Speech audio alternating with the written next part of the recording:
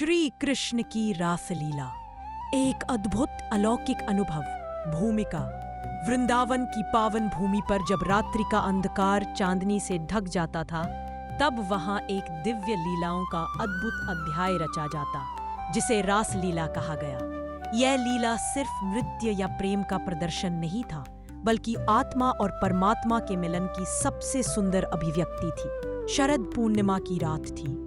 चंद्रमा अपनी पूर्ण चमक के साथ आकाश में था। चारों ओर शांति थी, मगर वृंदावन की गलियों में एक खास हलचल थी। श्री कृष्ण ने बांसुरी उठाई और एक मधुर तान छेड़ी। जैसे ही बांसुरी की आवाज फैली, वृंदावन की गोपियां अपने अपने कार्य छोड़कर मंत्रमुग्ध होकर उस दिशा की ओर चल पड़ी जहां से स्वर आ रहा था।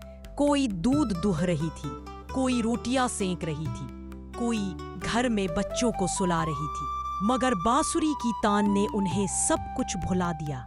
वे सब अपने प्राण वल्लभ श्री कृष्ण की ओर खिंची चली आईं। रास का प्रारंभ। श्री कृष्ण ने मुस्कुराकर सबका स्वागत किया। गोपियां थोड़ी लज्जित थी। वे जानती थीं कि उन्होंने घर, परिवार, समाज की मर्यादा लांघी है, पर कृष्ण ने उन्हें समझाया कि यह प्रेम शुद्ध आत्मिक, इसमें कोई मोह माया नहीं। उन्होंने कहा, तुम्हारा यह प्रेम मेरी परीक्षा नहीं, मेरी पूजा है। और फिर प्रारंभ हुई रासलीला। श्री कृष्ण ने अपनी योग माया से ऐसा चमत्कार किया कि हर गोपी को लगा कि कृष्ण सिर्फ उनके साथ है। हर गोपी के बगल में एक कृष्ण नृत्य कर रहे थे। यह कोई सामान्य नृत्य नहीं था, यह आत्मा की पूर्णता का नृत्य था। रासलीला में शरीर नहीं, भाव नृत्य कर रहे थे। गोपियां अपनी समर्पण भावना में इतनी लीन थी कि उन्हें यह ज्ञान ही नहीं रहा कि यह धरती है या स्वर्ग। श्री कृष्ण का प्रेम उन्हें वैराग्य की राह पर ले जा रहा था। वह प्रेम जो मुक्ति देता है, जो आत्मा को ईश्वर से जोड़ता है। शरद पूर्णिमा की रात का चमत्कार। कहा जाता है कि उस रात चंद्रमा की किरणों में अमृत था। प्रकृति भी इस रासलीला में सम्मिलित हो गई थी। वृक्षों की शाखाएं झुक गई थी, कुसुमों की सुगंध हवा में घुल गई थी और यमुना की लहरें भी थिरक रही थी।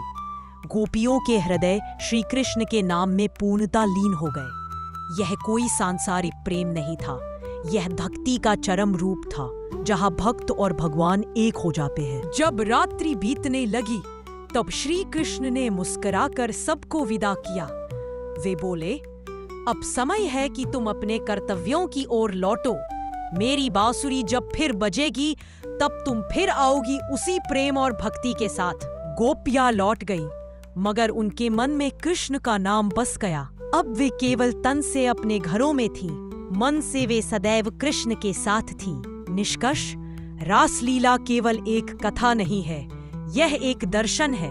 यह सिखाती है कि जब प्रेम निश्चल, निस्वार्थ और समर्पणमय हो, तो वह साधारण नहीं रहता, वह भक्ति बन जाता है। और जब भक्ति चरम पर हो, तब स्वयं भगवान उस प्रेम में रम जाते हैं। श्री कृष्ण की रासलीला हमें यही सिखाती है कि प्रेम वह मार्ग है जो आत्मा को परमात्मा तक पहुंचा सकता है।